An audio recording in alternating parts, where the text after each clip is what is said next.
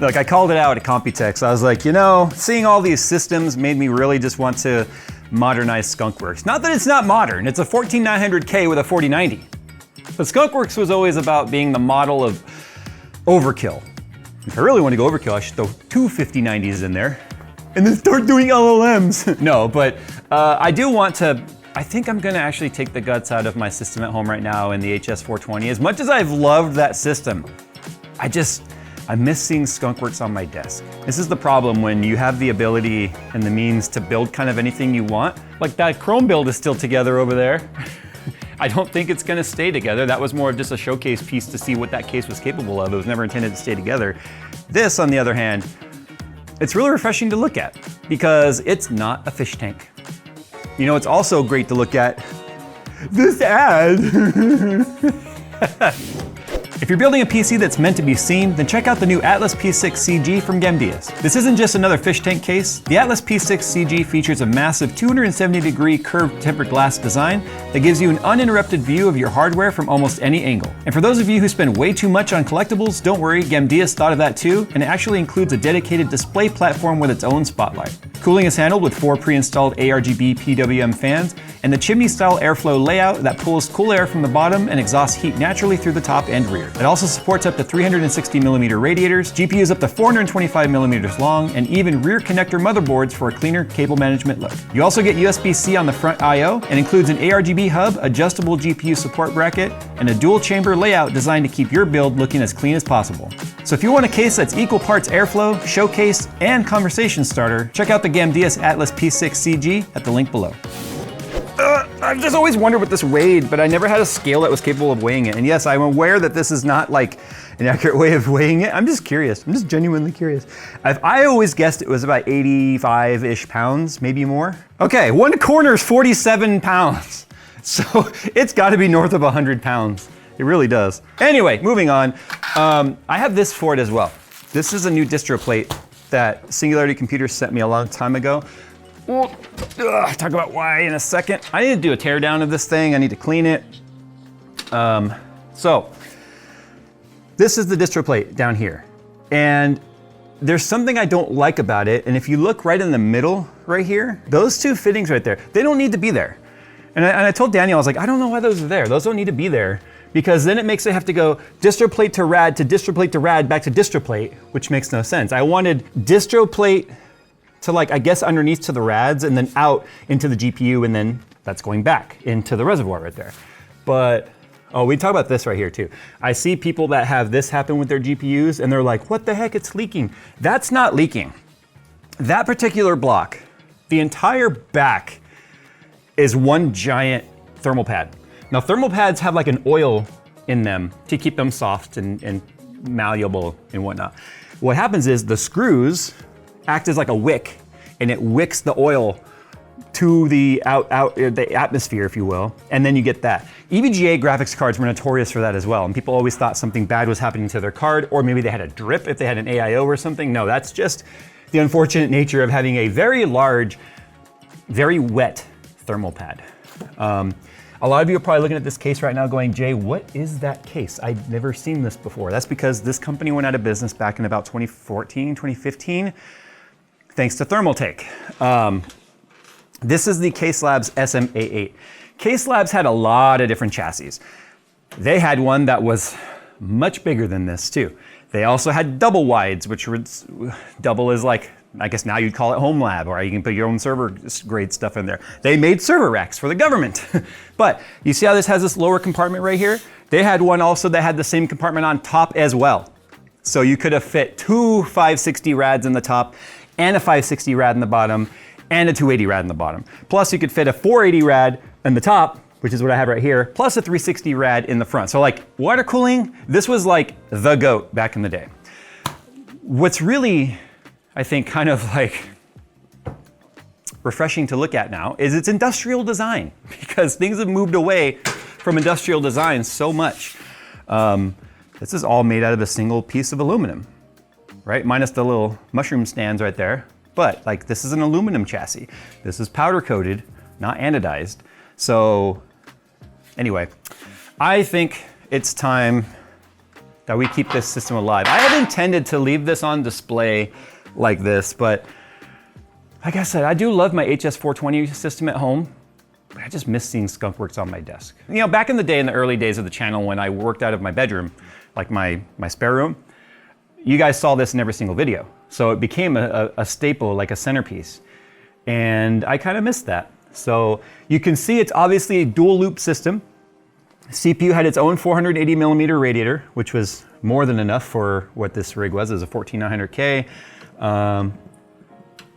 Potentially degrading. I started running into some stability issues, could have been RAM. But anyway, my system at home now is a 9950X3D, and I have no regrets. I have no issues with that CPU whatsoever. It's been stable as hell. Every now and then it retrains, which is kind of what it's designed to do. But you can see the entire loop for the CPU is contained right here, right in this res. That res was for the GPU, and all the radiators and stuff for that were down in the bottom. Now I'm gonna reconfigure this slightly where the bottom radiators, there's a, do I have a 280 down here? Or just, I can't remember, I need to see real quick, hold on. Gives me an opportunity to clean up some of the wiring and stuff. I can get the damn Razer Synapse thing out of here. Yes, I do have a 280 rad. Oh, and it's a crossflow. Okay, I kind of forgot. It's been a while since I built in this thing. But the bends on this were very pleasing. I mean, look, they're perfect, right? And they're double bends. I might have to go that route again. I've been kind of playing with the idea that the chrome might look really good in here with the gunmetal and the black. I do have my kind of a floating reservoir stand thingy here, if you will. But yeah, it's just been really nice and pleasing to look at. Now, what I want to look at on this Distro Plate here, this is what Daniel sent me to address my complaints about the way this one was designed. And this is where I'm looking forward to starting to be able to make my own stuff. I just got Fusion 360. I'm starting the very early stages of learning how to 3D model. Clearly, I have a lot of ground to make up before I can start designing my own stuff like this. But my CNC is not big enough to even make this. It's only 310 millimeters or 320 millimeters in bed size. So clearly this is a lot bigger than that. But I wanted to get like educated and I wanted to learn how to model and learn how to manufacture my own parts before I really took the time and the money to invest in a larger format. But let's see what he came up with here. Because some of the other issues I had with this might be hard to see. There were a lot of dead zones in the bottom here. Dead zone is where fluid just bypasses that and fluid can get trapped in that corner and not move. And that led to like micro bubbles and foam and bad looking stuff with glycol. So it just didn't look good. Apparently, this one was supposed to address all that. It has 4 holes on that one. No, 6 holes on this one. And 2 on that one, right? 3. Oh, 3. Well, that doesn't help. How am I supposed to get back to the top? There's only one pass through right there. Okay, so I think there was some loss in communication when he designed this for me. So what I had initially said is these 2 fittings right here shouldn't be there because the way this loop order goes now is it's pump out, right here, into Distro Plate, through there, down that fitting into one of the radiators, out of one of the rads back to here, through here again, back down underneath, into another rad, and then out of that rad to here, into the GPU, and then goes out of the GPU into the pump. What I said was, these 2 should be connected. Like those 2 fittings should be omitted, and then this pathway should just be one pathway. So that way I can go down into underneath, into the basement, go radiator in series, then to GPU out, or in, and then out to the top. So unfortunately what he did was he did not connect those 2 pathways. He simply made a single channel for, which looks nice, and that's fine. But the problem now is there's no fittings on top to get to the top of the Distro Plate. So unfortunately, what I'm gonna have to do is I'm gonna have to plug that hole, put a plug in there, and then I'm gonna have to drill and tap right here. That way I can go out, because that hole right there is probably gonna line up approximately where this one is. And I'm fine with that, because if you look at how close my fittings are right here to this pump, the issue here is that some fittings wouldn't clear this pump. So I'm okay with it being farther over here, that gives me more clearance. But I still have to have an in to the top of the Distro Plate somehow. This pass-through as you can see right here, only allows it to connect to the GPU. So this was unfortunately not well thought out. So I'm gonna have to drill and tap this hole, thread it for G-quarter, and then put a plug on the bottom. Then that will allow me to go in there. So it goes out from the pump into here, through here. This is just decorative piece, down, and then into one rad, out of one rad into the other rad, out of the other rad to here, where it's just gonna be two fittings that connect right here, where it then comes out and goes to the GPU in, and then out of the GPU back into the res. So now that's easy for me to do. I have had plenty of practice at drilling and tapping acrylic. So that won't be hard at all. In fact, I have to take it apart to do it just because of the fact that any of the drilling debris, I don't want to get down inside there. But it just kind of sucks because there's a million freaking screws that hold this together. But we can worry about this later because none of that matters right now because I still have to do a full teardown of this thing. Now, if we look at the backside, the cool thing is it gives me an opportunity to really sort of address this. It's not the worst, but it's not the cleanest I've ever done either. I've always been a mullet PC builder, you know, party in the back, business in the front, or chaos in the back, I should say. This is better than it used to be. The Razer Synapse is complete garbage. It's probably one amongst the worst RGB that I've ever used. And things that I wish I could upgrade though, man, the downside though with this, I don't have any USB-C in this system. Now there is a company up in Canada that kind of bought all of the, I guess, IP, you would call it. I don't know, it's a weird situation where they are now making accessories for the Case Labs cases. They are now making new motherboard trays that have like BTF or, you know, front to rear connector support. I need to see if they make a new front panel. That way I can have a USB-C on the front because I do use that. Worst case scenario, motherboard has USB-C. I could just get like a USB-C 20 gig hub or something on my desk. That's a workaround. It's not enough to make me say, okay, I don't want to do this system anymore. I'm also going to have to use my CNC for the first time in a project. Let me tell you why. The temperatures for the GPU, although it has a 560 rad, which is 4 140 millimeter fans on the front, pulling air in, and this 280 rad right here pulling air out, I think it's going to be better by going all inlet, like bringing air in. The problem is if we look at the back of the chassis, this is capable of having dual PSUs if you're not using a 560 rad. So it's this little cover right here. If I use all intake, there is no ventilation or grillage to be able to get that air out. So I think I'm going to manufacture with my CNC a replacement plate right here that is basically just mesh like that, so that air can exhaust. Now I could technically source if I wanted, like the neck's like, I could source if I wanted a replacement like grill that's designed like this right here for down there. I don't want the hot air blowing towards me. So I'm gonna be asking a lot of that one little grill in the back to be exhausting 6 120 or 140 millimeters worth of fan intake. The cool thing is though, that is way more radiator than a 5090 needs, and I should be able to run those fans on fairly low settings.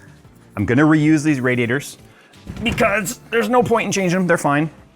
They're not clogged or anything. Temperatures on this system were great. Not gonna reuse this motherboard and stuff, obviously, because it's Intel and I wanna keep my 9950X 3D. Gives me an opportunity though to use a more standard size motherboard where I'm not dealing with this 180 degree plug, which doesn't work in Skunkworks very well because the motherboard's slightly recessed because it is a motherboard removable tray. I'm gonna be changing out these fans. I'm not gonna use Lee & Lee anymore. I kind of really want to use the new Cooler Master Master Frame A, the aluminum fans, in the silver and the black, but they're not out yet. I have access to the 140s, but the 120s apparently are still sitting at a port. I don't want this to take weeks, but this is JayzTwoCents. It's also known as Jay's 2 months, or when it comes to doing a build. So I don't want to reuse the Thermal Grizzly block that I have for it. Why? Because the one that I have is ugly. Like, it works well, but it's ugly. It's just, I don't like the looks of it. I really like what the new Delta Mate blocks look like. I just don't know if they're out yet. I guess I could ask Roman what the deal is with that. But I also have to decide, do I want to reuse the Gigabyte board that I'm using? It'd be nice because everything's configured and working and all that. The Gigabyte board has gunmetal in black, so it would match perfectly with this. I guess I'll probably do that, I guess. I could use the Alpha Cool block that I got if I go with the chrome tubing. That means I would have to tear down the chrome build. Tubing wise, I'm debating, do I want to do chrome with this? I could. The problem is I can't do any of these double bends. I had to get more tubing. I would have to do fittings everywhere, and then the fittings start to look a little bulky. So I got a lot of things to consider. But first, we got to drain the system. Always collect your fluids, people.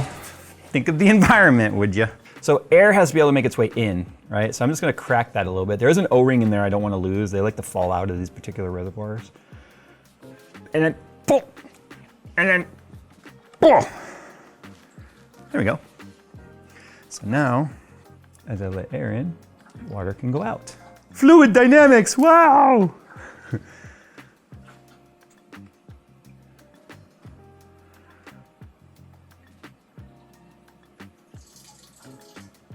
So right now, that's only what was in the reservoir. Obviously, there's still everything in the rad. This is where if I had an opening somewhere else, I could then put my compressor in there and like blow a little air in there, and that would help. But what I'm gonna do now is do the tilt method. See, you can see some of that fluid like will make its way out of the, don't fall off the table. No drop testing, Skunkworks. This is basically an irreplaceable case. I've had people offer me great sums of money to have this case. And every time I'm just like, no. Okay, I should theoretically have enough fluid out of the loop to where I can undo this fitting here, flip this up out of the way, put a plug in there, push air in that end, and it will push anything still in the rad back into the reservoir and then out right here. Low pressure.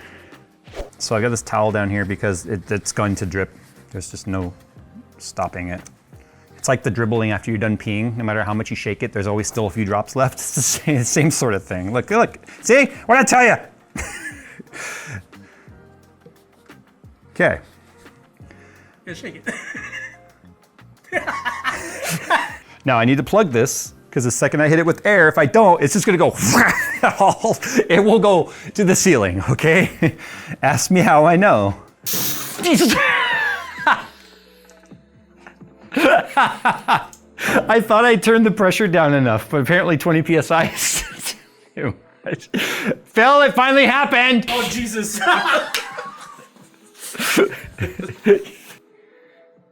It attacked. Trust me too, when it's time to fill this, I will do a vacuum fill as much as I can because the distro plate makes it kind of a pain in the ass to fill and get the air out. It likes to get trapped in there.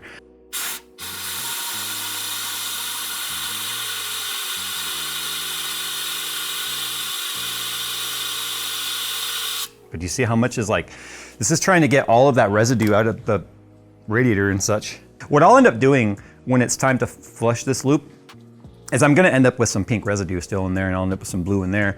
But I will just fill them with distilled water and just a little bit of isopropyl alcohol. I actually found that slight mix breaks down any of the glycol that's mixed up in the corners and stuff of the rad. And then I'll just run that for a bit at high temp, like I'll keep a load on it, let it run like overnight, and then I will just do a bunch of drain and fills.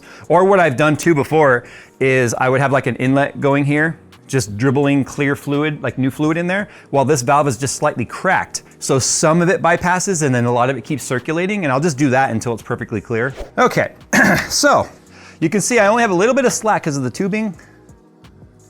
I would like to point out just how yellow that tubing got down there. That is blue coolant.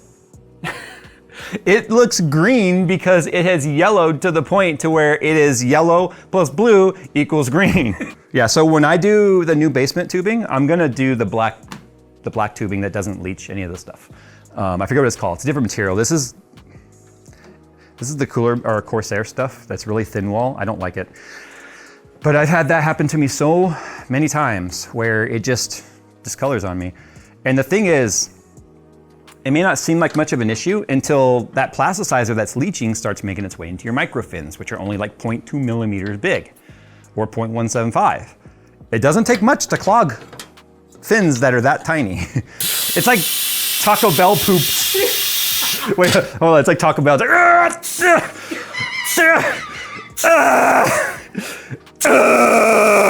the drain tube, as you can see, is not as bad because it didn't have flow going through it. So it's the flow through the tubing that's picking up the plasticizer and moving it around that ends up causing this discoloration. So it's unfortunate, but that's why when I do my new tubing down here, one, I'll be giving myself more slack so I actually can pull it out a little bit more. And two, and it's funny, I've built in this thing like 6 times. That's like 6 iterations. You'd think I'd think of that by now. And then two, I will be using totally different tubing. I'll be using the black rubber tubing, which does not have a plasticizer problem. But yeah, I'm essentially gonna do a full teardown on this today. That part is easy. Junk, complete junk. Extensions upon other bullshits, and just, it doesn't make it easy to work on. Not even a drip. That's what's nice about the air compressor method that I use now. So fittings are up. Boom. Okay.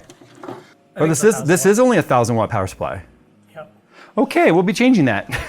That's a little under spec. Honestly, 5090 recommends a 1200. I know they say 1,000, but really it's 1,200. You have no idea how wedged these cables are in there. I'll show you why in a moment when I get to that stage. Okay, that's undone, that's undone, that's undone, that's undone. Okay, now let me flip it around because I gotta undo the GPU tubes. Cool thing is this is a 4090 Strix. I can reuse this in other builds, like for builds like that, where I wanna do something cool that I don't necessarily need to, have the latest and greatest. Don't need to have the latest and greatest on anything, but it's about the OP-ness of Skunkworks. The OP-ness. Ness. Okay. Jesus.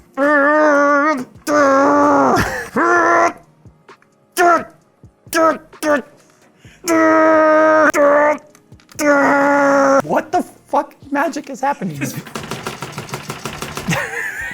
When I plug a hole, I plug a hole.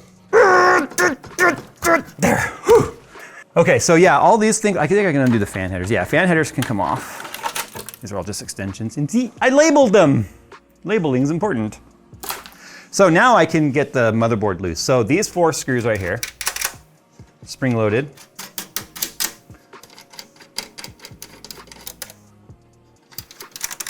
Now I can push this back slightly.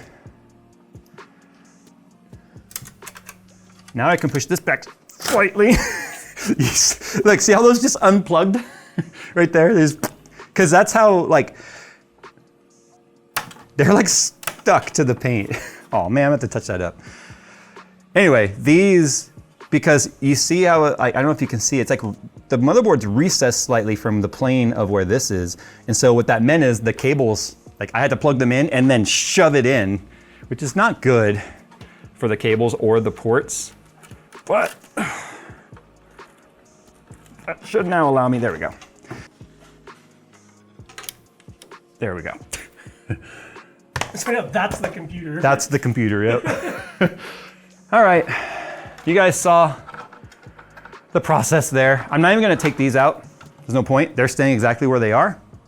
I'm gonna undo the tubes, get the distro plate out, get the lower rad out, get it just bare bones so that I can start doing the cleaning and getting the new distro plate ready, I guess. I wasn't sure if I was gonna get to being able to drill and tap that today.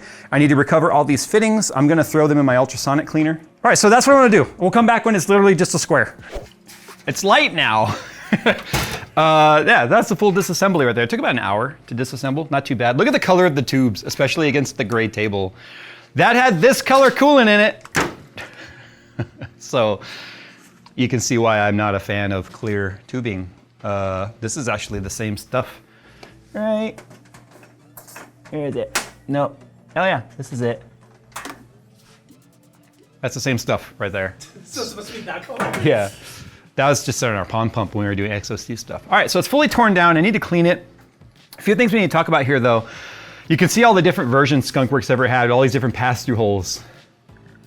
That one right there, this is the most exciting hole that one right there.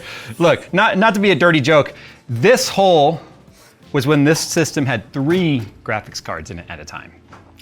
Back when 3-way SLI was still a thing. Let's look at the reservoirs real quick. So I didn't want to have to tear these down, but I'm gonna have to.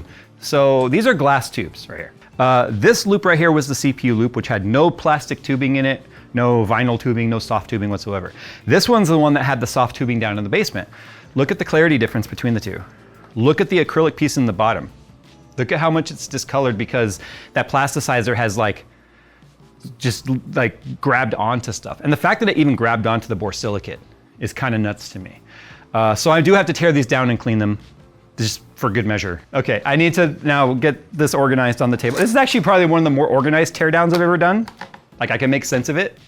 That's a lot of fittings that made its way into this loop. This is some ugly ass piss tubing too.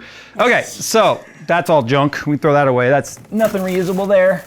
If you're wondering why I'm using that floating plate with these standoffs here, as you can see, there have been so many different iterations of things mounted to this that it's kind of ugly now. If I wanted, I could actually get a large enough piece of ABS plastic that would fill that out, and then I could just mount that to there and give me a nice solid but surface area to start working with again. But I'm not gonna clean up most of these scratches and things in this. Like this right here, you can see I had to cut the grommet to make those cables clear, and that caused some scratching there. What I'm gonna end up doing, and these grommets are so dried out, they kind of want to break. They are like over 10 years old. Anyway, I'm gonna flip them around so the opening is on this end. That way at least it's towards the backing or the floating plate, and then it'll be solid right there. But see how it's scratched up right there because of where the paint stuck to it? The patina, like this build, this case, I mean, this thing is like a freaking, I don't want to call it a relic, but it's definitely like nostalgic. There's something charming about the patina this case has endured over the time. Like you see scratch right there. I mean, it's not perfect. I mean, there's some scratches right there. I don't have a problem with the patina this thing has endured because of its age. If it was a brand new build and I scratched it along the way on the first build, then I would be a little upset by that, but I can't be mad about that. Gotta clean the rads. You can see the lower radiators were pretty clean. This upper rad right here, you can see it's got some dust in there, but it's really not bad. So this is actually the one that was in the CPU loop. It's got a little bit of gunk up here. It's actually on the outside where it's touching the O-rings and stuff, but borosilicate glass. Fully torn down. I figure I'll show you guys how this particular one tears down. I didn't take the pump out, no real need, but this one desperately needs to be cleaned inside. So we've got some Phillips screws in here. Because it's glass and you can't thread the glass, well, I guess you could, but it would be very expensive. It basically sandwiches it together. So these are threaded, these rods right here. You can see them right here. Like these are metal rods and they're threaded. And so it basically just pulls the seals together against the glass. Now you gotta be careful when taking it apart though, because those O-rings have a pretty tight seal and they do like to really kind of stick. So I just sort of do a slight wobble back and forth. Don't use a lot of force. You don't want to fling it and then have the borosilicate go flying and then breaks and shatters. So there we go. See, nice and soft. And then same thing on the top right here. There's an O-ring on the top. So this, just give it a little twist as you're kind of pulling up. There, now it's free. So that's how you tear it apart. And then don't lose the O-rings. That one likes to fall out. There is one down in there as well. That one stayed. And then this piece comes up. Right, I gotta clean that. And then there is an O-ring down in here on this guy, which likes to fall out of its groove the second you pick it up. So you wanna make sure that stays in its groove. Otherwise, you're not going to have the inlet and outlet separated like it's supposed to be. Okay, so that was the dirty one right there. That's the cool thing about the borosilicate is it absolutely comes clean, right? Doesn't stain. Same thing with the acrylic piece up top. So that's up there nice and tight, clean, bottom's clean, O-rings are clean. So yeah, it's almost like brand new except for these scratches right here where the fitting hits, or used to hit. So I gotta put the other one back together, mount it back to my plate, get it back in there, so then I can see where the distro lands and then figure out, I'm really hoping I have enough room here to drill and thread the holes. I'm gonna have to be like spot on to not hit the O-ring channel or I'm gonna have a real problem there. Okay, so what I was looking for here was, does the hole in my mid plate the hole in the existing bottom plate and all that line up right there and there, yes, including there. But this hole doesn't matter. This one does. I need to put a new hole there. And this looks really open, but that's because it's normally filled in with this guy here, which is nearly impossible to get in with the reservoirs in there because it has to, yeah, it has to fit in those little pegs. Yeah. Ah, I can get it in there. Cool. Okay, so I can leave those in there. So, yeah, so I have to come down here, across, and over into there, which is easy because those are on the same plane. So a 90 down and a 90 over will line up with that because it did on the other one. Remember, that hole's in the same spot. I just have to make sure I drill it in the right spot. Then it will come through there, down into the lower compartment now, and it will go into radiator, out of radiator, into radiator, out of radiator, and then back up here. This will go into the GPU in. So I just thought of something. My block that I'm using, the ports are on the end. I guess I could use the bits power block out of that and just use that graphics card. That block would potentially fit in here and look fine because of the acrylic terminal would match really well with this. Okay, but then anyway, it'll come out there into the GPU, out of the GPU, into here. Or into here. Yeah. I guess now we just send it where I have to now mount, or I have to drill this distro plate out. I don't have a lot of room around the O-ring. So I need to make sure I get that centered just right. That way I'm not drilling into the O-ring channel. So let me start tearing this down. Let me get this sort of taped up and protected. And then, you guys have seen me drill acrylic enough. I don't need to necessarily take you along for the ride on that. It's not the prettiest job I've ever done. You can see it chipped away a little bit on the inside right there. The problem was like, I didn't clamp it down, I was just holding it. And I learned this. I showed whole videos about clamp it down because when it gets to the end, it wants to grab it and pull it up, and it did. It was like, so it chipped the inside right there, which is fine. That doesn't matter because it's just gonna be inside. But it chipped the outside a little bit right there too. And you can see the threads aren't super clean, but whatever. We'll test it right now. So I'm putting a cap on this end. Put this, because I chamfered the edge. Like it's got an angle to it so the O-ring can seat. So as long as the O-ring has enough squish and material there, and we should see this right now, like if that's not sealing, I'll know. Like right now, I'll be able to use my pressure tester. These pressure testers are absolutely worth their weight in gold because you can test issues beforehand. So one pump will be all I need. But you can see it is slightly going down though. Let me check this. Could be, here's the thing. I have had stuff leak like that before, but not leak fluid. Like air is much thinner viscosity than this coolant. And I've literally had that before where I'm like, okay, I'll just run it and I haven't had problems, but obviously I want it to seal as much as possible. I have a feeling, because the chip is so big on the backside and I didn't do a big chamfer on the backside, I have a feeling it might be leaking on the back end. So now what I'm doing is I'm putting a cap on the front. I'm gonna hook the leak tester here. If it goes away, then I know nothing, it's not telling me anything because it means it could be not sealing on this side. So I guess I'm doing this for the sake of it, even though it means nothing. But I didn't do very much of a chamfered edge on there. Like I guess right now I could go and chamfer that a little more and see if it goes away. You see that big old chip right there? That's the problem. And I know that's probably where it's leaking, which is on the inside where there's already fluid, and I'm okay with that. But let's just see.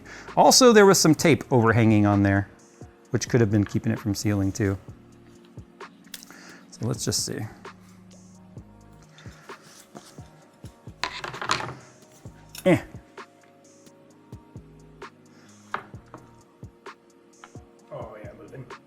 It's slower now. I'm gonna go chamfer that inside edge a little bit more and see if it goes away. Yeah, it got worse because I made the hole too wide. So now I get to go on the hunt for the right size O-ring. Ha!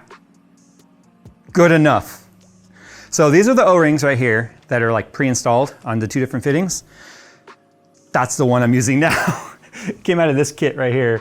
Because of the 68 Camaro project, I have, of course, a whole bunch of different O-rings and stuff on hand. I have a whole bunch of parts, kits, and I was like, I've got to have the right O-ring in there somewhere. So I also have this kit, which is black rubber SAE O-ring kit. But I mean, that's not moving at all, where the other one had a little creep. So I was using this one right here, which is a softer O-ring. It's barely thinner than the green one, but more importantly, it has more squish. So that means I can actually get it to squish in there nicely. It is totally conforming to the size of the hole, gives me plenty of threads sticking out, and now it seals around that hole a little better without having to crank down as hard. So the green O-ring's good, but too hard. It's like Goldilocks. This one's just right. So there we go. But that's only half of the problem. The other half of the equation here is, does it line up without interfering with the O-rings right there? Oh my gosh, I nailed it. Phil, get a top-down shot. Actually, no, I'm gonna put 2 perimeter screws around it so you can't be like, you slid it over a little bit just to make it count. Okay, so it seals. Money. So what I'm gonna do now is I have to put it all back together and then I have to pressure test the plate to make sure it's not leaking somewhere with the O-ring or whatever, but okie dokie. Okay, so the plugs are on the 2 backside. I've got my fitting in there. This is just a pass-through attached to nothing. Please hold pressure. Yay! Unnecessary hour spent on this, at least. Okay, so now I can drop that in there, and then that's probably where we're gonna stop today, because there ain't nothing else I can really do without having the tubing that I need, because I need the 14mm nickel-plated tubing, and I need the components from my other machine, and I need to figure out what to do for the GPU now. I have a feeling I'm gonna steal that one out of there, because that bits power block, the acrylic terminal on there will match with this, right? I will always be reminded by the ugliness of that hole that Jay was here. Shut up. Shut up, my wife says I'm a catch, damn it. So, loop planning and all that is coming in another video. But now, yeah, so it's going to go out into there, and then from the GPU, it'll go back into here. Like the tube will just run along. Okie dokie. That's it for today. I got more done than I thought I would, honestly. I didn't think I was gonna even get to the part of cutting and fucking this up, but I fixed it, so. It'll do. It's not the prettiest, but it's mine. All right, thanks for watching, guys. So I don't know how you feel about the block. Do you think I should use the 5090 block from the Bits Power block that I used in that build in here? I think it'll work better than the DeBauer build, only because I didn't think about the fact that this return port right here, this is 1000% not in the right spot. I also am gonna have to take the plate apart again, I think, because I have a lot of like shaving material in between the layers because I didn't wipe it down very good when I put it back together. But I at least wanted to make sure it's sealed and that everything lined up where it should have. All right, guys, thanks for watching. As always, we'll see you in the next one.